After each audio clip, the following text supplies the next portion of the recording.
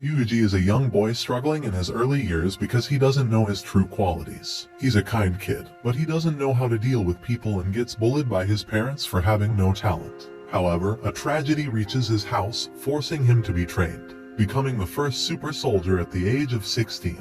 His parents believed he lacked talent compared to his older sister, Kazuki. His sister had always been perfect and excelled at everything she did, basically a genius. Because of that, he tried to avoid her. But unlike the others, Kazuki genuinely cared for him. Kazuki spent time playing with Yuuji and taught him things such as using both of his hands to his advantage. She also encouraged him to draw and displayed his drawing. But Yuuji knew that his art was nothing compared to her sister's. Despite this, he felt happy that he got appreciated. Later that evening, however, their father, Ryuji, became upset and ordered Kazuki to remove Yuuji's drawing since he thought it was a shame to their family. The following day, Yuuji encountered Kirihara Rei, a peculiar man. Before he walked, Kirihara offered him a chocolate after noticing him. Eventually, Kazuki's paintings became their family's sole income, which was why their parents became even more fond of her. Because of this, Yuuji grew further away and became neglected even more. His parents and Kazuki spent their nights eating in fancy restaurants, but Yuuji was always alone at home, with a slice of hard already bitten bread. Kazuki arrives and is shocked by what she sees. Yuuji needs to dip the bread in water to make it eatable. She rushed to the refrigerator and showed him what he could eat, but he was afraid someone might scold him for doing so. She assured him that she'd be the one to scold them if they did that. She felt pity and apologized that he had to go through such treatment. Yuuji heard her sister talking to their parents about their poor treatment of him. But nothing improved, it even got worse. His father despised him more, and his mother started to avoid him. One time, when Yuuji told Kazuki he had made a friend, she was happy. However, when she discovered his friend was a female, she got jealous and displeased. She didn't want him to make female friends, so she told him he needed to get her permission before befriending one. Kazuki normally lived as she wanted, and their parents went according to her will. But deep down, Yuuji was afraid of that side of her. He perceives her as a god and not as a human. He knew he could depend on her, even if he feared her. Kazuki's life was cut short one day when she was involved in an accident, which caused their family to fall apart. His father became an alcoholic and mistreated him and his mother. He even saw his mother being beaten up by his father while hiding in the closet since she was weak and would only say, "I'm sorry." The two of them fled when she could no longer stand to live with his father. His mother worked tirelessly to meet his needs as they both made a fresh start. Even though they were not in the best circumstances, Yuuji thought that his father's absence was heaven. They continued living like that for a year until his father found out about their house. Both of them got terrified as his father ordered him to buy alcohol. After doing what he was told, he found his mother getting harassed by his father. He tried to stop his father, but he got hit badly. Out of anger, he was determined to kill him. As he picked up the bottle of alcohol, he recalled what his sister asked him, "Which hand will you use to kill a man?" Without second thoughts, he raised his right hand and hit his father, which caused him to fall to the ground. He rushed to his mother, who looked like a mess. She worried about how they could run without his father finding out. She stood up and told him to run away and that she would follow him after. She handed him the pocket containing all their money and reminded him not to lose it. He asked where he should go, and she said he could go to the station. Yuuji ran away. But when he noticed that his mother was taking too long and heard the sound of sirens, he rushed back to their house. When he got there, he noticed a commotion and was horrified to see people carrying a body with his father's watch on it. As soon as he thought of his mother, he hurried inside, where he saw detectives documenting the murder scene. And when he realized it was his mother, he got horrified and screamed his lungs out. As he was catching his breath, he lost consciousness. At the hospital, he received his mother's letter for him. She wondered where she had gone wrong and apologized for what had happened to Yuuji. After reading the letter, he held onto it tightly and burst into tears. When he was discharged from the hospital, he was adopted by the strange man he had met, Kirihara. But his suffering was not put to an end. Kirihara dressed him as a girl and made him wear a wig identical to Kazuki's hair. Despite this, he endured them all without saying anything. One night, a man attempted to harass him, but he killed him. Kirihara found out about it and was impressed by what he did. He believed that Yuuji possessed something people should have, so he brought him to his training camp to make him a useful tool. Yuuji didn't refuse, as Kirihara told him it was the way to repay the favor of adopting him. His marksmanship abilities were found during his training. The other campers did not like him since Oslo liked him. They eventually bullied him, but a person named Marlin looked after him. She attended to his wounds and even gave him some of her food. She showed him kindness, which led him to believe that maybe the world wasn't that horrible after all. The graduation exam day came when they were assigned their final test. To pass, he needed to kill or incapacitate his opponent, but unfortunately, it was Marlin. Yuuji had the upper hand as Marlin was running out of breath. He looked at her coldly and dodged her attack. He quickly followed it by punching her hard and smacking her simultaneously. When she got up from the ground, he did not let her attack and ruthlessly kicked her in the face. She screamed, and while she fell to the floor, the image of his mother flashed back to his memories. Because of that, he started thinking he might end up like his father. He yelled as he began to lose control of himself, but upon doing so, he got hit by Marlin, which caused him to fall to the ground. She laughed as he punched him, and as a final blow, she kicked him into the air, which knocked him out. Marlin cried to him and apologized to Yuuji after the fight. Since his mother had said the same thing, he didn't want to hear such words again. He felt helpless and weak. That was the last time he saw Marlin, as she passes away in her first job.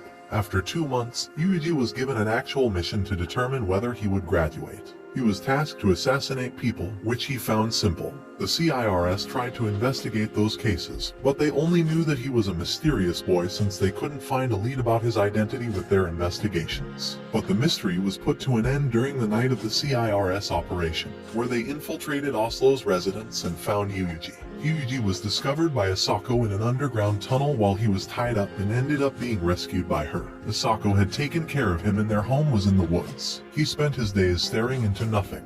Thus their first few days were not nice. He met JB there, who was Asako's friend and co-worker. Asako decided to bathe Yuuji as she was conversing with JB.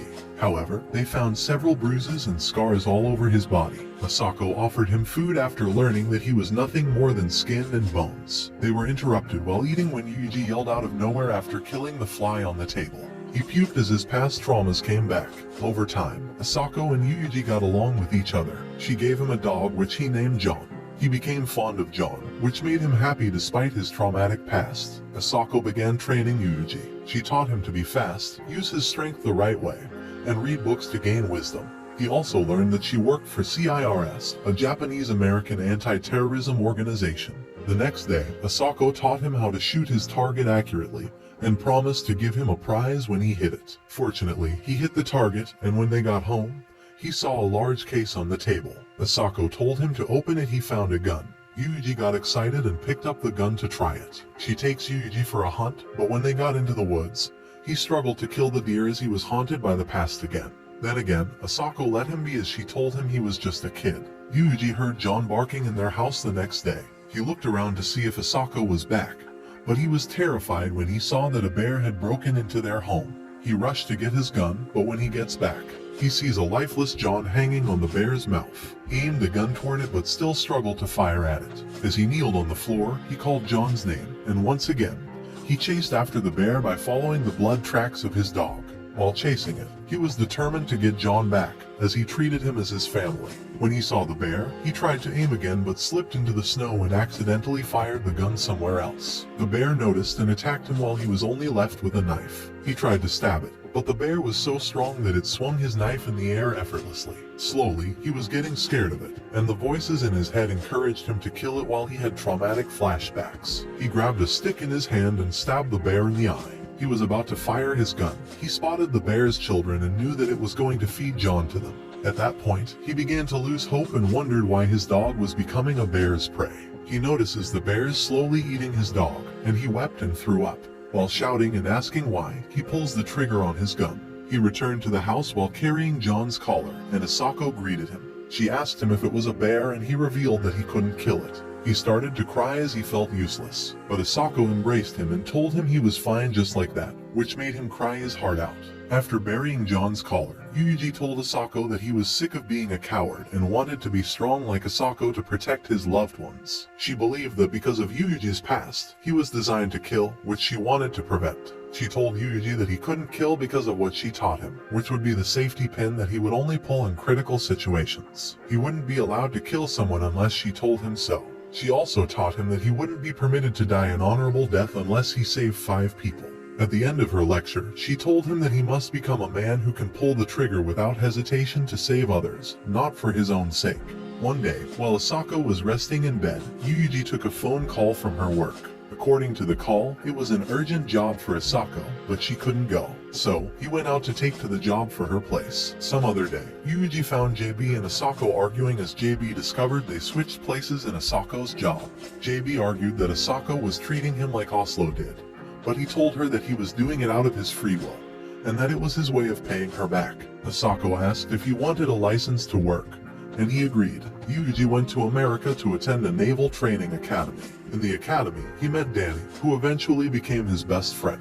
He also met Agnes, the army captain in charge of their training, known to be strict. However, she gave Yuuji special treatment since he was Asako's student. During their training, Yuuji was mistaken to have a false report for hitting all the targets. But Agnes backed him up and told the sergeant that he had unique marksmanship talents. Yuuji was assigned to a combat platoon. During the final exam, Yuuji was grouped with Danny, Millie, and Robert. While the group was walking in the forest, Danny saw a huge bird they could eat. Yuuji volunteered to shoot it, but after killing it, he vomited. He thought he already had tolerance for killing living things, but he was wrong. One night, while they were resting, Yuuji detected the arrival of enemies, and they prepared for an ambush. He threw up every time he shot the enemies. The group noticed it and told him to hang on. However, he came to realize that he needed to get back on track and assured them that he could still fight. They decided to counterattack the enemy. Yuuji closed his eyes to realize that his comrades were out there fighting. Danny called him a friend. Millie relied on him more than anyone. Robert stayed instead of wanting to run away, and Edward respected him. Yuuji's mind that the enemies weren't human but bad guys in green. He has to choose whether he would let his friends be killed or pull the trigger. Yuuji opened his eyes, more enlightened than before.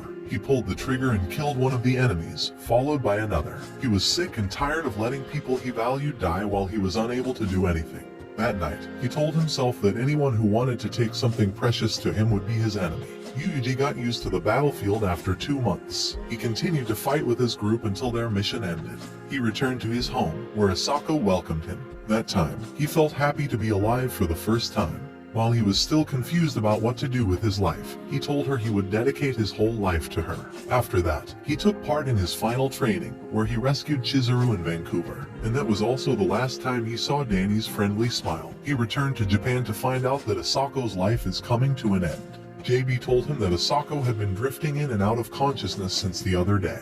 He went into the room and found her lying in bed. He held her hand and asked her if she was going to die, and she nodded. His tears started falling as he told her she shouldn't die on him. After seeing him cry, she laughed softly and said men shouldn't cry so easily. Yuuji looked up at her and told her he tried to live for her as tears fell from his eyes. He said that Asako was the one who gave purpose to his life and that what was happening wasn't fair. He refused to accept that she was fading away and that she was why he had someone to come home to. He looked down as he realized he was going to lose someone again, and he couldn't do anything about it again. He began to ask what would happen to his future without her. JB told Yuuji that Asako probably wouldn't be able to make it at the end of the day. He spent his time beside her bed while she talked about stars. She laughed softly and told him she was getting tired, so she asked if it was okay to go to sleep. He closed his eyes and gave her permission, where he wished her sweet dreams. After that, she never woke up